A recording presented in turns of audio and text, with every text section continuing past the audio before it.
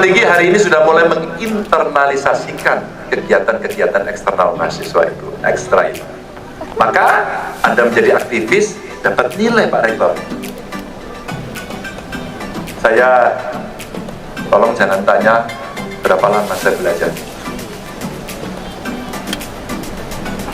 Hari ini kemudian mereka yang aktif menjadi ketua-ketua organisasi itu bisa dikonversi menjadi nilai akademis karena di sana ternyata dia belajar leadership, belajar problem solving, dia punya communication skill yang sangat bagus dan dia bisa membangun jaringan bahkan menggerakkan. Bapak Ibu, Merdeka Belajar itu menurut saya ini. Kalian tukang fotonya konvensional. Ini salah itu. Hari itu Sini ada pil. Itu ya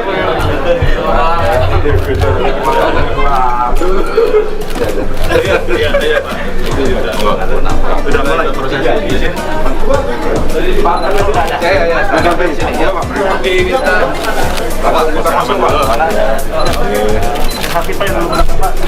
Oh iya, terima kasih. Dari siapa ya nih? Kalau wajahnya sekarang semakin lucu. Yuk kita mulai. Kita ingat tidak?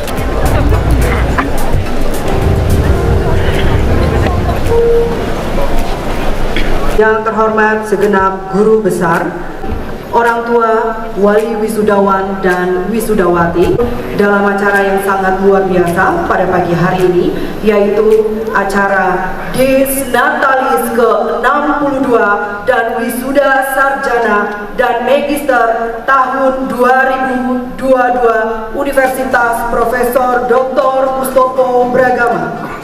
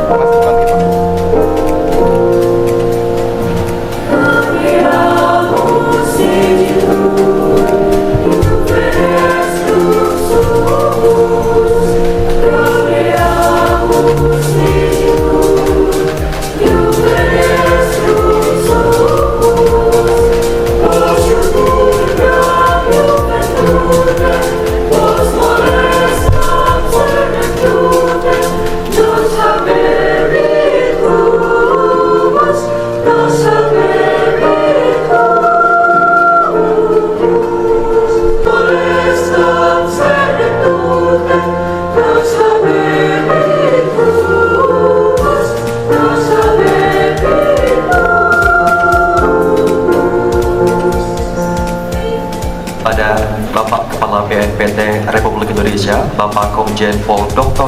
Andes Boy Raffi Amar MH, dan Sekretaris Utama BNPT Republik Indonesia, Bapak Bambang Surono AKMMJA. Dan tidak lupa juga kami mengucapkan selamat datang kepada Gubernur Jawa Tengah, Bapak Ganjar Pranowo.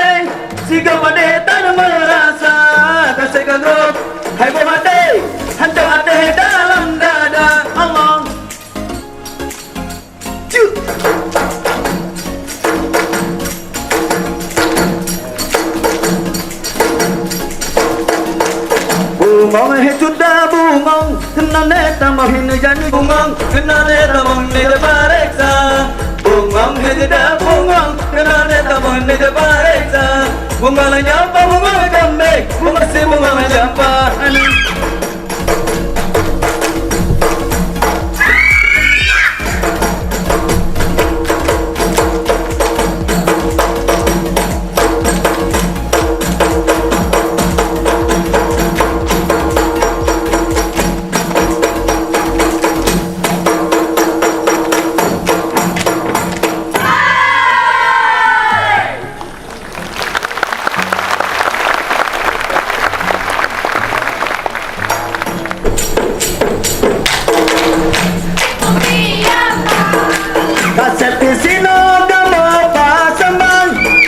daerah Temulian Hasanah Marit hut yang salah boleh herakan pasembah boleh herakan kamu saudara.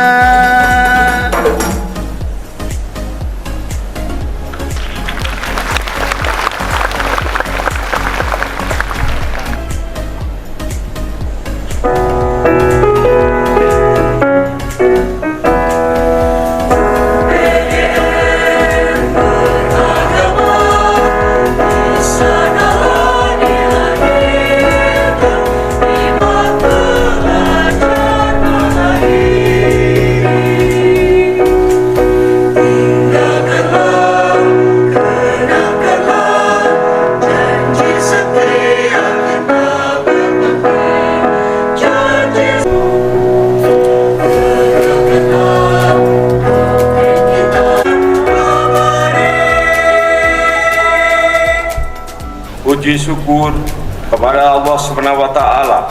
Sidang terbuka pimpinan Universitas Profesor Dr. Mustopo Beragama tahun 2023 dalam rangka Disnatalis ke-62 dan wisuda sarjana magister Universitas Profesor Dr. Mustopo Beragama kami buka.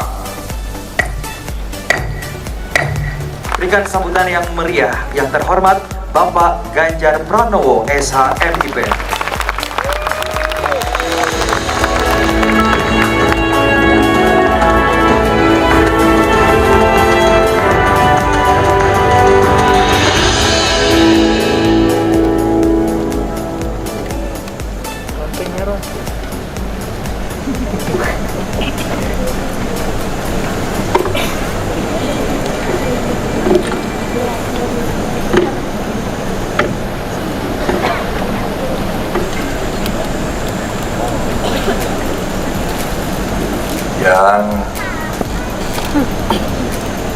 Yang tadi kumlot boleh angkat tangan nggak?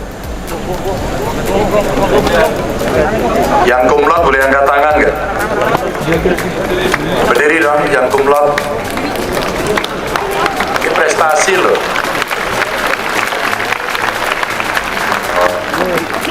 Ya. Biar orang tua kawan-kawan semuanya bisa melihat bahwa putra-putrinya kuliah serius dan mendapatkan prestasi yang terbaik. Terima kasih. Dan tentu saja pasti yang ada di tribun sangat berbahagia pada hari ini karena keluarganya, orang-orang tercintanya hari ini bisa diwisuda. Saya dulu juga pengen kumlot, nggak nyampe.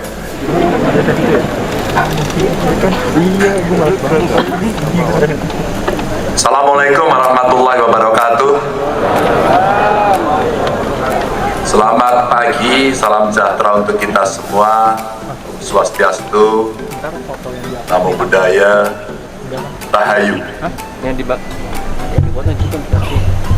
Pak Rektor dan seluruh keluarga besar Universitas Mustopo Beragama yang sangat saya hormati. Tentu hari ini hadir orang-orang yang sangat berbahagia, para wisudawan. Apa ya, sudah uangnya habis untuk bayar SPP. Masih seneng dong. Itu fungsinya. Hadir juga tentu keluarga besar yang hari ini sudah menanti-nanti kapan keluarganya diwisuda. Betul ya Bapak Ibu ya? Dada-dada lagi bisa. Yang sebelah kiri saya juga sama ya? Oh menanti juga? Oh ibu-ibu dada-dada. I love you Bu. Senang sekali. Yang di depan saya juga sama ya? Ada baru satu kalau mau. Luar biasa. Tapi saya ingin bertanya dari awal, siapa para mahasiswa yang tadi pagi sebelum berangkat ke sini memasuki gedung ini meminta restu orang tua, mencium tangan orang tua? Ada enggak? Jauh Pak. Jauh Pak. Jangan. Terima kasih. Jauh Terima Pak. kasih.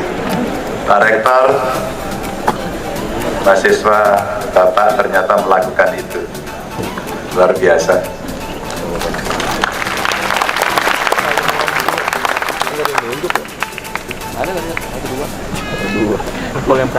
Jangan-jangan yang lain tadi sedang sibuk, nggak sempat Pak. Jam 3 tadi kami udah bangun, dandan aja lama sekali Pak. Memang penampilan itu penting. Dan tentu hadir di sini para undangan yang sangat terhormat. Pak Boy, tapi terima kasih. Dari BNPT hadir, wah lengkap ini. Saya di depan juga pasukannya lengkap bisa. Ada dosen, Mas Pedi teman saya ini. Saya biasanya sering lihat di TV tadi bisa duduk bersama, seneng banget saya. Mau selfie nggak enak. Dan para undangan yang saya tidak bisa sebut satu persatu. Saya Pak Rektor agak grogi sebenarnya. Bapak Ibu, ini orasinya ilmiah. Kadang-kadang saya juga tidak ilmiah. Tapi saya siapkan betul dengan kesetresan yang sangat tinggi kemarin. Nah, jadilah naskah ini.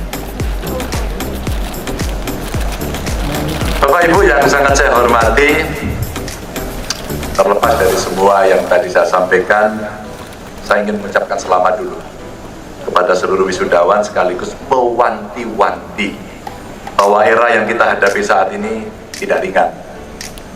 Dan tentu saja kalau bukan lulusan Universitas Mustopo, pasti mentalnya sudah jatuh. Tapi kalau ini saya lihat mentalnya pasti luar biasa. Hampir tadi saya perhatikan satu persatu raut mukanya. Mulai saya masuk dari sana, wajahnya berbinar-binar sampai saya duduk di situ. Nah saya, Prof. Pendi ini ahli komunikasi. Seluruh sambutan tadi Pak yang dilakukan di podium ini diperhatikan dengan sangat luar biasa. Semua tenang, semua serius, mendengarkan dengan baik. Bahkan beberapa di antaranya tuh sampai merasakan matanya terpejam lama sekali. Sampai saya agak kesulitan ini membedakan apakah ini sedang tertidur atau sedang serius. Tapi saya kira yang serius Pak tadi Pak, percayalah itu. Dan tentu semuanya para wisudawan sangat tahu, sangat paham bagaimana Prof.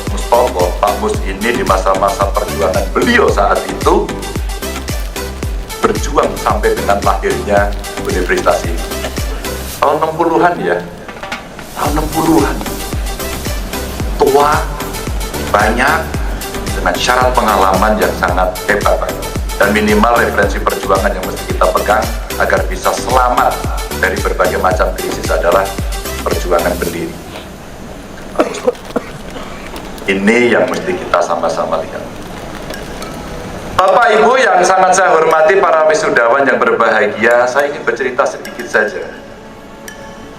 Anda di wisuda di tengah era yang menarik karena situasinya tidak pasti.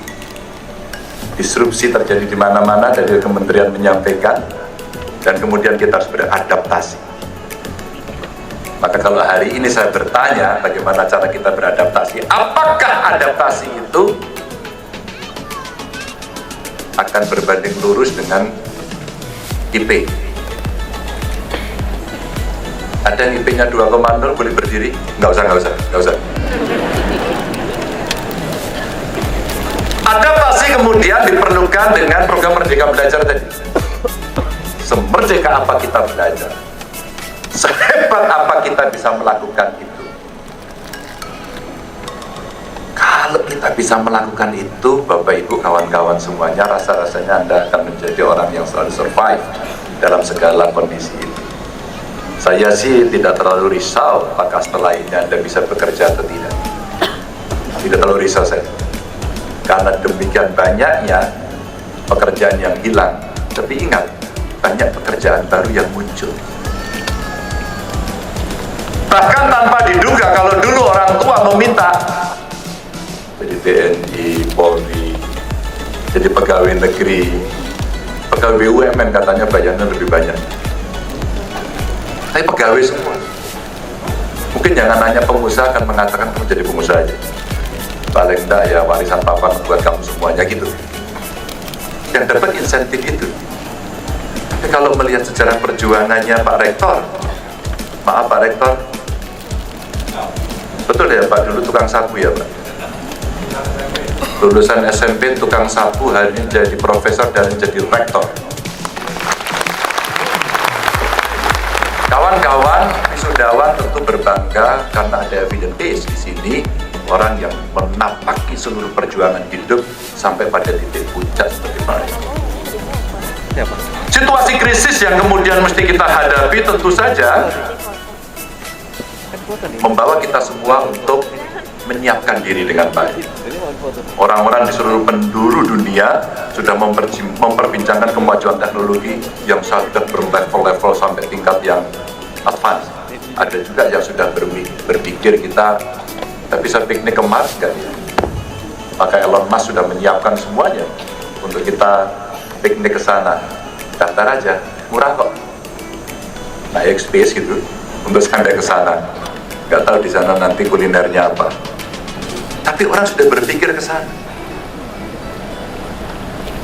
Maka betul-betul kaca besar depan yang akan kita hadapi. Dan kawan-kawan punya pilihan cukup banyak. Tapi di samping itu belum usai tangis yang ada di Timur Tengah, di Afrika, karena pergolakan-pergolakan dan pecah perang di mana-mana. Sudah 329 hari perang di Rusia Ukraina yang berdampak luar biasa. Eropa kesulitan energi, pangan mulai diperbincangkan, pertemuan di G20 kemarin membahas itu. Rasanya kita berada posisi yang tidak memalukan. Ini kondisinya 329 hari perang yang kemudian mengganggu dunia. Efek perang dua negara itu memperparah krisis yang terjadi akibat pandemi yang belum selesai. Ya, sekarang fade out pelan-pelan mulai lagi. Bahkan saat ini sepertiga negara di dunia atau sekitar 70 negara yang ada di dunia terancam resesi. 47 diantaranya sudah menjadi pasien IMF, selebihnya sedang mengantri. Bapak Ibu teman-teman, jangan nakut-nakuti. Tapi itulah tantangan real yang mesti kita hadapi. Apa artinya? Seluruh negara itu bahkan mengalami kondisi sebagaimana yang pernah kita hadapi di tahun 98 lalu. Krisis politik, kemudian ada krisis ekonomi multidimensi, tapi kita survive pada hari ini. Picuan banyak sekali, dan kemudian ini merangsek pada sistem sosial ekonomi kita, dan kita kemudian harus mencarikan jalan keluar. Tradisi intelektual hari ini mesti kita bawa, dan teman-teman adalah bagian para kontributor yang akan mencoba mencari solusi. Gak usah bicara gede-gede. Kadang-kadang saya menemukan anak muda baru lulus, mereka membuat ide-ide cemerlang di sudut-sudut desa, bahkan di remote area yang tidak bisa memasuki hingar-bingar media sosial. Tapi dia kerjakan dengan betul, dengan beres, dan kemudian di sana dialah yang melakukan perubahan besar. Nah, pada saat itu kita melihat pengalaman Indonesia penjarahan terjadi luar biasa. Krisis ini mirip-mirip. Ketika Messi kemarin menang, pulang ke Argentina, pesta poranya dahsyat. Tapi penjara juga terjadi karena invasi di Argentina begitu tinggi sekali.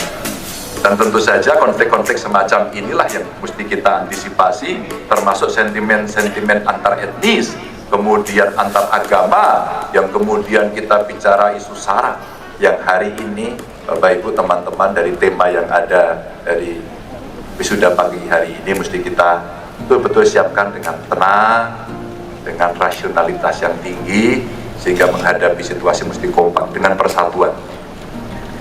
Hari ini juga sama, PHK besar-besaran menjadi isu. Saya tentu sebagai orang kampung di desa ditanya, Pak Ganjar terjadi PHK besar-besaran, mana data? Hoax ternyata terjadi. Itu dikapitalisasi dengan media digital yang sekarang bebas, sebebas-bebasnya. Mau buat televisi hari ini nggak perlu repot, cukup buka channel YouTube, Anda boleh sebut apapun. mau Mustopo TV, mau Ganjar TV, atau mau siapapun TV, Anda bisa lakukan ini. Menarik atau tidak, ada faktor diferensial atau tidak, dan apakah memberikan pencerahan atau tidak. Jika semua jawabannya iya, itu akan berhasil. Dan kelak kemudian Anda mungkin akan disebut sebagai seorang konten kreator yang menarik, yang kemudian mendapatkan nilai ekonomi atau kompensasi yang jauh lebih baik juga. Pada sisi yang lain, krisis-krisis itu mendorong sistem pendidikan kita juga kemudian harus melakukan rethinking. Nah, pikir ulang yuk, ini arahnya mau kemana? Jangan sampai kemudian salah arah. Karena penyesuaian harus dilakukan dengan sangat cepat sekali. Karena apa Bapak Ibu? Ketika ekonomi berkontraksi sampai 13,13% dan laju inflasi itu mencapai 77,63%, maka banyak negara sekarang juga mulai berpikir ulang, menata diri.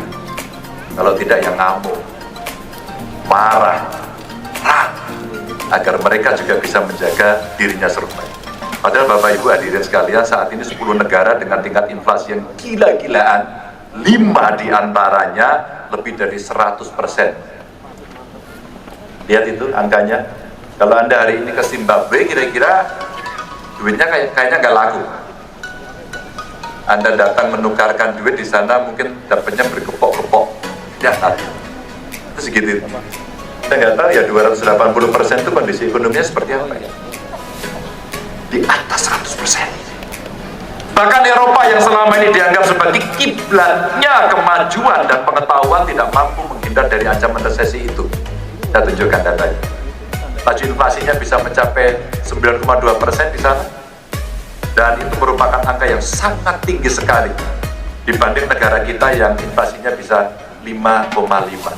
Bahkan angka itu juga lebih rendah dibanding inflasi yang dialami oleh Amerika 6,5%. Ini survival. Tapi tahukah Bapak Ibu kawan-kawan, di balik itu apa sebenarnya yang dilakukan oleh pemerintah? Ini yang ngomong orang pemerintah. Setiap Senin kita rapat secara nasional. Setiap Senin berikutnya ditunjukkanlah mana yang kemudian bisa kita kendalikan. Minimal volatile food. Minimal volatile foodnya. Cabai hari ini tinggi sekali, maka di kampung saya di Banjarnegara kemarin muncul satu Pak Boy. Satu cabai harganya 300 perak. Bisa dijelaskan nggak? Bisa. Karena hari ini belum panen, cuaca juga sedang tidak baik. Tapi bisa dijelaskan. Apa kemudian produk penggantinya, substitusinya apa? Ketika kita panennya sangat tinggi, si cabai ini busuk kemudian dibuang. Perguruan tinggi, ilmu pengetahuan, orang-orang inovatif sudah saatnya memikirkan cabai kering. Cabai kering belum begitu familiar di lidah kita, belum begitu familiar. Tapi di kota-kota besar sudah mulai terbiasa orang menggunakan cabai-cabai instan.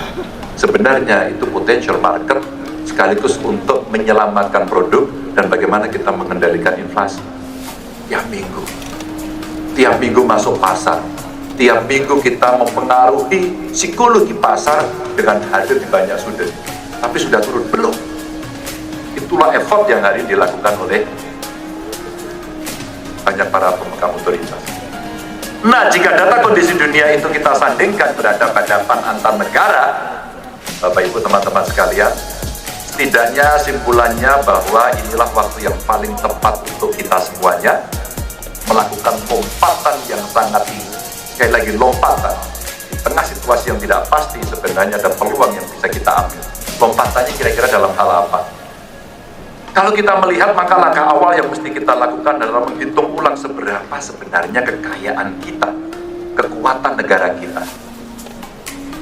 Mungkin yang sekolahnya ekonomi sekarang mesti bisa melihat akuntansi sumber daya manusia kita, akuntansi sumber daya alam kita. Maka bumi, air, kekayaan alam yang terkandung di dalam yang dikuasai oleh negara itu, bukan oleh kelompok dan orang perorangan, dikembalikan untuk kesejahteraan rakyat. Coba kita hitung ulang yuk. Laut kita itu kalau kita rupiahkan berapa ya? Yang di bawah bumi dengan remote sensing yang bisa kita lakukan dengan peralatan yang canggih untuk bisa mendeteksi yang ada di bawah ada berapa, apa saja, kalau kita rupiahkan berapa. Kalau kemudian mau kita eksploitasi untuk memenuhi kebutuhan dalam negeri dan dunia, akan berapa lama itu habis? Kalau itu kita eksploitasi, kemudian apakah kita akan menggunakan TKA atau TKI? Jangan sampai kemudian terjadi beberapa tempat ada TKA Pak di sana Pak, kita nggak setuju, ya udah ambil alih TKI. Bapak Ibu, saya pernah mengawal PLTU Jawa Tengah di demo habis-habisan. Lalu marah, Pak itu isinya TKA semua. Saya stop besok pagi, saya pulangkan TKI, tapi TKI-nya besok kamu selesaikan. Tolong diinstal peralatan itu. Nggak ada yang bisa. Bapak Ibu, ini PR kita termasuk PR perguruan tinggi. Merdeka belajar, maka mesti kita artikan dengan praktek. Butuh lebih banyak teaching industry untuk itu. Tapi Pak Rektor, Bapak Ibu dosen, kemarin saya ikut hadir dalam pelantikan rektor di Bogor di IPB. IPB menampilkan umpama dia sebagai bioscience. Oke. Waktu kami ngobrol dengan beberapa rektor di Jawa Tengah setidaknya Jogja, saya ngobrol dengan mereka. Beberapa perguruan tinggi sudah memberikan kesempatan kepada mahasiswa yang tidak hanya belajar di dalam kelas, yang klasikal membosankan, eranya Pak Pendi dulu pinjem-pinjem fotokopi, nggak ada ya hari ini. Terus kemudian gurunya galak, dosennya galak, nilainya pelit. Itu terjadi. Maka yang aktivis mereka ekstra kampus, intern kampus, senat, unit kegiatan mahasiswa, mengorganisir diri belajar organisasi, dulu dianggap macan kampus, nyebelin. Aktivis yang apa kamu? Itu calon mertua nggak suka. Calon mertua nggak suka. Hari ini kemudian kita punya hasil riset. Tetap semangat ya, tapi jangan tersinggung. IP tinggi bukan jaminan. Soft skill sekarang masih banyak, bahkan banyak dibutuhkan. Sekarang ini dibutuhkan itu. Seberapa kenyal Anda menghadapi situasi ini? Dan akhirnya beberapa perguruan tinggi hari ini sudah mulai menginternalisasikan kegiatan-kegiatan eksternal mahasiswa itu, ekstra itu. Maka Anda menjadi aktivis, dapat nilai Pak Rektor. Saya, tolong jangan tanya berapa lama saya belajar. Hari ini kemudian mereka yang aktif menjadi ketua-ketua organisasi itu bisa dikonversi menjadi nilai akademis karena di sana ternyata dia belajar leadership, belajar problem solving, dia punya communication skill yang sangat bagus dan dia bisa membangun jaringan bahkan menggerakkan. Bapak Ibu, merdeka belajar itu menurut saya tanpa mengurangi rasa hormat saya, kadang-kadang kalau kita hanya masuk kelas, keluar, ujian, lulus atau enggak lulus, kita tidak pernah mendapatkan pengalaman problem solving. Kita tidak pernah merasakan pengalaman berantem gagasan. Bagaimana kemudian orang take and give untuk bersepakat membuat kompromi. Ini saya sampaikan dalam konteks itu. Kita mendapatkan tantangan ke depan karena energi fosil kita makin hari makin habis. Konkret loh ini. Apakah kita sudah akan mau langsung melompat ke electric vehicle? Apakah electric vehicle kita hanya akan membeli atau kita memproduksi sendiri? Apakah nikel kita kemudian akan kita proses menjadi barang setengah jadi atau langsung menjadi barang jadi? Apakah kita mampu? Maka Presiden kemarin mengumpulkan seluruh kepala daerah, TNI, Polri, Forkompimda, termasuk BPS, memberikan data itu. Kita bersama-sama menyiapkan dalam sebuah gotong royong kekompakan rampak barisan untuk kita menyiapkan 2023 itu tantangannya tidak gampang. Kalau kita Bapak Ibu punya kemampuan sendiri, Bung Karno bilang mesti berdikari dalam bidang ekonomi, maka Pak Jokowi, Pak Presiden menyampaikan kalau begitu nikelnya tidak akan saya ekspor dalam bentuk raw material, mesti kita olah, maka kita mesti bangun smelter. Maka Jawa Tengah saya ditelepon, dipanggil, siapkan lahan untuk kawasan industri karena di sana akan dibikin pabrik baterai dan disiapkan kemudian mobil listrik. PLN dipanggil untuk membuatkan SPKLU, itu kira-kira pom setrum, apa ya namanya, charger, sebagai infrastruktur electric vehicle. Maka wisudawan yang hari ini ingin menyiapkan diri menuju masa depan, jemputlah beberapa item tadi yang saya sampaikan. Itu hanya butuh 2 saja. Apakah Anda inovatif dan apakah Anda cukup kreatif soal itu?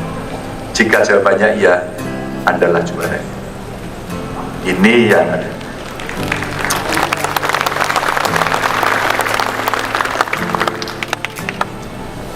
Memang tepuk tangan itu kalau tidak ada sepedanya tidak terlalu keras. Kalau ada sepedanya di sini ya biasanya agak keras tepuk tangan. Energi baru terbarukan Bapak Ibu. Potensi yang kita miliki saat ini ada 3.600 gigawatt. Banyak itu. Sementara pemanfaatnya hari ini masih 11,15 gigawatt. Artinya masih ada banyak sekali kekayaan yang bisa kita olah, apalagi jika menilai pada kenyataan bahwa negara kita sudah bertahun-tahun menjadi net oil import. Artinya kita lebih banyak mengimpor dibanding mengekspor dan devisa kita habis dibakar. Itulah perdebatan biasanya kalau ketemu mahasiswa BBM, naik nggak? Naik demo bro, tepung DPR gitu. Dulu saya juga gitu. Artinya sebenarnya dengan kondisi itu kita mulai berpikir ulang untuk mentransformasikan energi. Tapi gas kita juga masih banyak. Masih banyak. Kita dulu menjadi sekjen OPEC-O gagaskan. Dan dulu tokohnya namanya Prof. Subroto, yang beberapa hari lalu beliau dipanggilnya Pak Kuasa. Mudah-mudahan kusum khotimah. Itu luar biasa. Kita kalau bicara oke, hebat sekali. Tapi fatal pelan-pelan hilang. Kita menjadi net importer. Ya kira-kira waktu itu tahun 62 sampai 80-an kita berjaya. Tahun 2009 kita check out dari sana. Dan setelah keluar ya sudah kita menjadi net importer, dan tentu kita tidak ingin mengulang hal itu lagi. Maka transisi energi disampaikan kepada publik untuk kemudian kampus, lembaga riset, pelaku bisnis mesti berkolaborasi. Apa itu? ABG, akademisi, businessman, ya, dan kemudian government. Kolaborasi ini yang mestinya bisa masuk sampai pada hilirisasi. Dan tentu saja dengan potensi minyak di negara kita yang masih sangat tinggi, kira-kira 3,95 miliar barrel, ya kalau itu bisa kita kelola sendiri seperti Blok Mahakam, Rokan, dan betul-betul para insinyur kita yang mengelola, maka Bapak Ibu rasanya kita bisa bangkit. Kemarin ada teman saya ini nonton bola ke Qatar, ya dipamer-pamerin lah dengan medsosnya gitu. Namanya kita nggak ngiri, ajak dong. Ngiri juga kita. Tapi yang mau saya ceritakan bukan itu. Qatar itu merdekanya lebih duluan kita ya. Tapi kepercayaan diri kemudian untuk membangkitkan bisa kita jadikan pelajaran buat kita untuk bangkit. Dan kebangkitan itu momentumnya hari ini. 45 kita merdeka, terus kemudian dengan berbagai gonjang-ganjing 66, terus kemudian 98, terus kemudian reform sampai hari ini, mestinya siklusnya ada lompatan-lompatan. Nah hari dengan krisis seperti ini, dunia sedang tiarap, mereka sedang pada keterpurukan, rasanya ini momentum kita untuk bisa bangkit. Nah, ketika transisi energi itu bisa kita realisasikan, Bapak Ibu teman-teman, maka intervensi dari negara luar terhadap kita ini akan semakin berkurang karena kita cukup kokoh, cukup mandiri, cukup bisa menentukan sendiri. Pak Presiden menyampaikan, saya putuskan untuk nikel, nanti boksit, setelah itu tembaga tidak akan kita ekspor dalam bentuk raw material. Dan kita digugat oleh negara lain dan di WTO kita gagal, kalah. Apa omongan Pak Presiden kepada kami saat di briefing? Kita akan lawan itu. Kita akan lawan. Dan pada saat pertemuan ASEAN dengan Uni Eropa, di depan para pengambil keputusan, Presiden menyampaikan itu dengan gagah. Jangan deg-degan. Bapak Ibu, kalau mbak saya dulu melihat kita pernah dijajah Belanda, pernah dijajah Jepang, kamu mau ikut yang mana? Kamu ikut penjajah, kamu makmur, atau kamu berjuang sampai kemudian nyawa, darah, keluarga, cinta, harta semua dikorbankan? Pilih yang mana? Bangun nasionalisme, patriotisme. Hari ini kita geser pada situasi-situasi yang seperti ini. Tinggal pada pilihan saja. Maka jangan salah kemudian kalau banyak integritas kita menjadi lemah karena kemudian dorongan-dorongan seperti itu. Bapak Ibu yang sangat saya hormati, jika dari sisi potensi alam dan infrastruktur sudah kita siapkan, maka tinggal dikasih satu supporting system untuk kita mengembangkan pada sektor setelah energi, berikutnya adalah pangan. Maka apa yang mesti kita lakukan? Produksi padi kita sampai hari 32 juta ton. Terjadi perdebatan panjang, perlu impor atau tidak. Jika saat ini produksi singkong kita masih 18,3 juta ton, dan kemudian orang kita baru 190.000 ton, padahal orang Jepang membutuhkan banyak sekali, maka siapa yang akan mengelola itu? Dan apakah pengelola pertanian kita masih dengan cangkul? Mekanisasinya hanya dengan traktor, combine harvester, transplanter, atau sudah dengan AI? Yang mana? Dua mahasiswa penerima beasiswa LPDP teriak-teriak soal ini di medsos, saya panggil, saya nggak kenal. Dia S2-nya di Manchester. Dan kemudian sekarang saya kasih tugas untuk membantu data petani dan bagaimana menggunakan AI untuk pertanian kita. Saya surprise karena input, proses sampai dengan outputnya bisa didigitalisasi dan kamu bisa hitung pakai benih apa, nanti panennya kira-kira jumlahnya berapa, duitmu yang masuk berapa, dengan harga asumsi harga pasar asumsinya segitu, maka kamu akan mendapatkan duit berapa. Hari ini anak itu melakukan sebuah inovasi. Masuklah satu anak yang punya keahlian di dalam iklim. BMKG kemudian datang kepada kami, kita kolaborasikan dan latihan sekolah lapang iklim untuk pertanian. Teknologi, Bapak Ibu. Saya tidak tahu apakah hal ini menarik, tapi kalau kita mau berdikari betul-betul, rasanya kita tidak boleh biasa-biasa saja. Kita harus melakukan lompatan yang luar biasa. Termasuk kemudian kampus. Bapak Ibu, para dosen, kampus kita minta untuk terlibat, melakukan riset, melakukan pengembangan, dan kemudian ketemu dengan pengusaha melakukan hilirisasi. Dan pemerintah membuat kebijakan memaksa untuk beli. Maka e-katalog lokal dibuat. Dengan yang kecil-kecil, ketika kemarin kita dipukul, dihantam habis oleh pandemi, UKM-nya saya kumpulkan.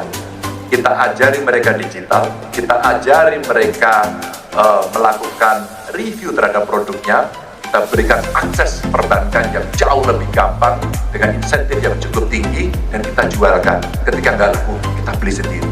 Dengan cara bagaimana? Kamu sudah oke, kamu saya kurasi, hari ini kamu mesti ikut e-katalog lokal dan saya yang beli. Sesimpel itu sebenarnya dengan sebuah keputusan politik. Hanya butuh begini saja. Nah, nggak usah kaget, tenang aja. Saya nggak marah kok. Bapak Ibu yang sangat saya hormati, maka potensi pangan kita termasuk diversifikasinya mesti kita dorong. Maka jangan paksa kita semuanya makan beras. Ini saudara-saudara saya yang mulai senior atau tua ya? Samalah. Mulai takut makan beras karena gulanya tinggi. Tapi beras analog hari ini berhasil diciptakan, jagung dan singkong dengan kadar gula yang sangat rendah, tapi bentuknya beras.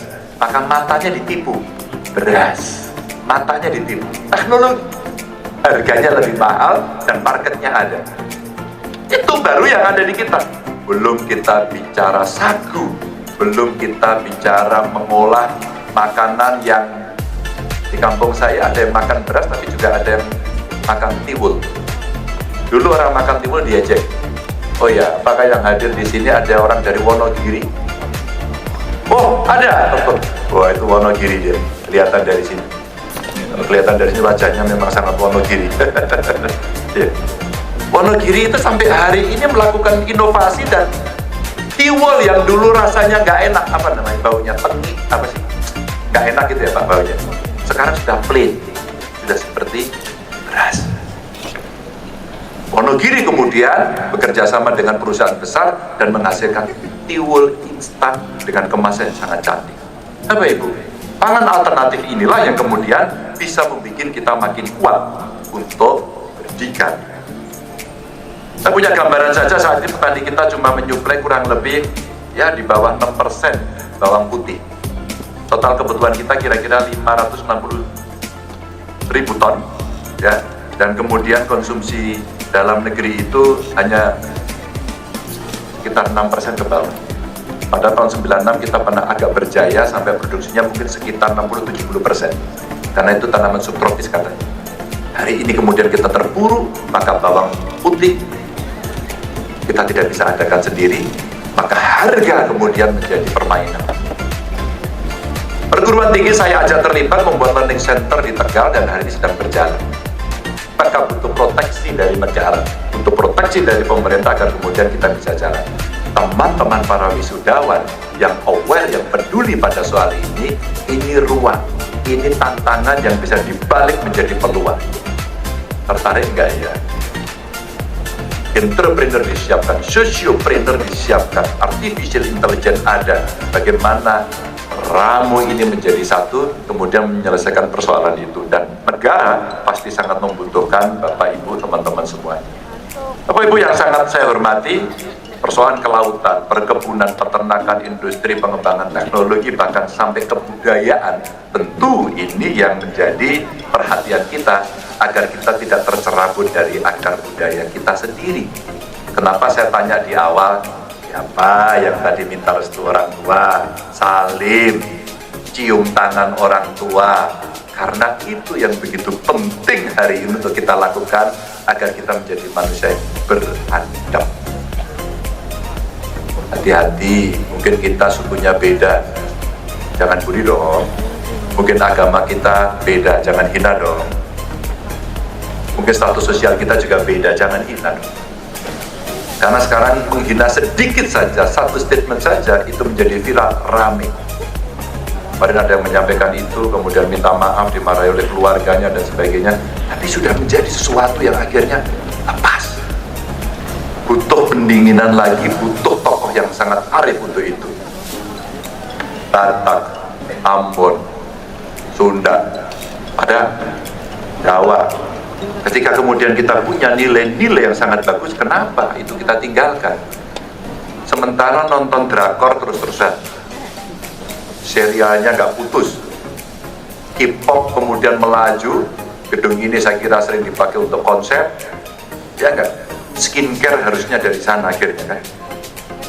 Kalau mungkin nanti Mustopo berkembang dari kedokteran gigi menjadi kedokteran umum, punya mungkin kedokteran yang mengurusi kosmetik akan laku karena semua orang sudah harus meniru hidungnya orang Korea. Maka operasi plastik ini menjadi komoditas industri yang menjanjikan. Bapak Ibu percaya oke, tidak nggak apa-apa, tapi itu fakta. Dan anak-anak kecil sekarang mulai belajar bahasa Korea, autodidak, bahkan belajar dari YouTube. Itu yang terjadi. Maka apakah kemudian kita bisa menggelorakan ini semuanya, membuat narasi-narasi yang lebih baik dengan strategi budayanya lebih bagus? Saya sampaikan kepada kawan-kawan kita besar, kenapa kita tidak dengan diplomasi kuliner? Kenapa? Saya senang karena perguruan tinggi bergabung dengan industri, Prof. Di Jawa Tengah ada satu pabrik besar membuat lab untuk memproduksi rempah. Cina datang ke seluruh negara dengan jalur sutra, kita mencoba membangun dengan jalur rempah. Dan ketika kemudian itu berhasil, maka sebenarnya kita bisa mensuplai orang-orang yang dulu menjajah Indonesia karena datang ke Indonesia mencari rempah. Kenapa kemudian kita tidak mengangkat itu kembali dan kita kuasai? Maka para diplomat tugasnya sekarang adalah kuliner. Ada toko Indonesia, jualan bumbu, jualan rempah. Sehingga taste makanan itu menjadi lebih beragam, lebih enak, lebih nikmat. Apa kaitannya dengan Korea? Anak-anak sekarang narinya Korea, dia belajar bahasa Korea, ya. Skincare-nya kalau tidak dari Korea dia nggak mau. Semacam putri biasanya. Cowok ada juga ya. Mungkin dia metroseksi. Tapi hari ini mereka sudah bisa memakan kimchi. Sawi, asem, nggak enak, dia makan. Dan dia bilang enak. Karena semua sudah dikuasai dengan image itu. Kita belajar tentu saja. Rendang sudah mendunia.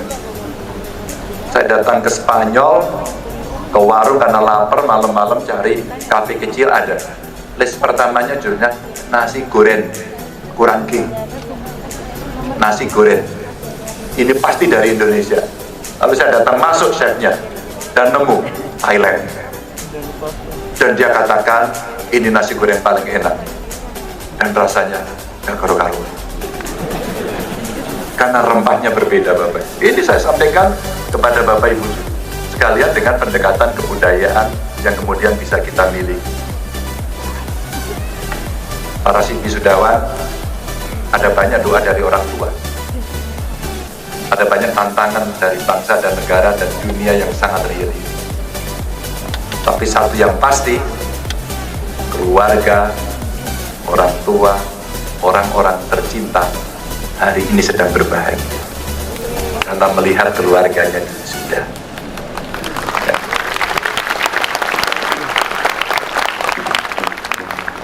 Teruslah bersama mereka, tunjukkan bahwa kalian bisa. Dan itulah kebahagiaan sejati. Biarkanlah dunia berjalan seperti ini, tapi kawan-kawan, Bapak Ibu semuanya punya sikap, punya prinsip, punya masa depan yang disiapkan, dan itu adalah kesuksesan yang selalu kami doakan. Selamat untuk semuanya. Assalamualaikum warahmatullahi wabarakatuh.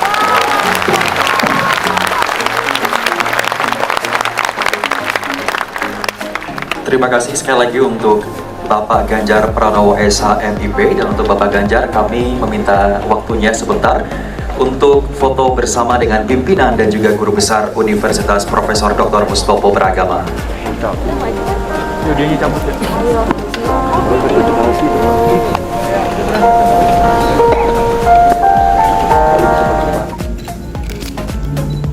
Selanjutnya penyerahan langkah dari Rektor Universitas Profesor Dr. Mustopo Beragama kepada Gubernur Jawa Tengah Bapak Ganjar Pranowo SH.MIP.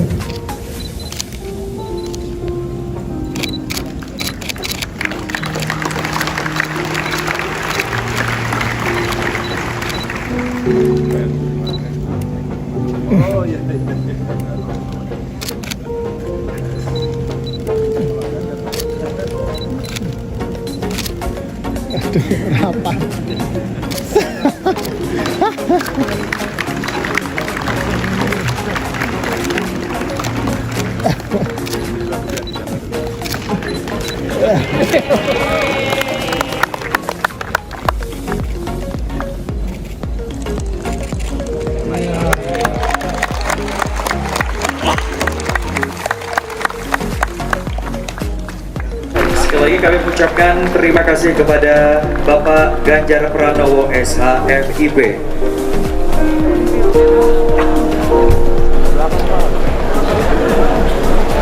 Lepat aja.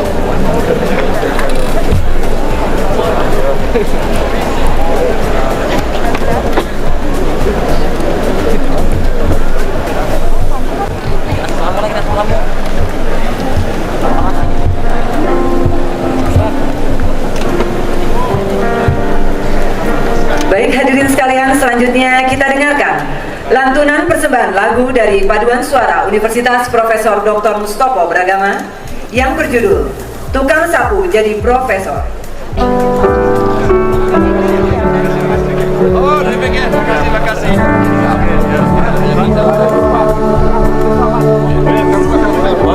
Satu kali ya Pak.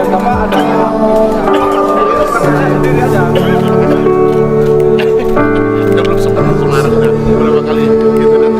Ya Pak.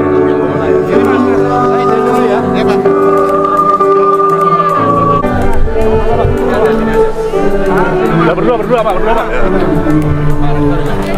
Berarti berdiri dong mahasiswanya. Ya, pada berdiri aja ya.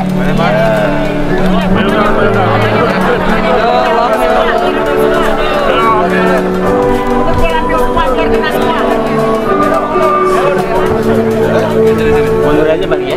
Iya, boleh banyak Pak. Ngajarin lagi ada ngajarin. Bang handphone Bang, pinjam Bang. Oke. Terima kasih.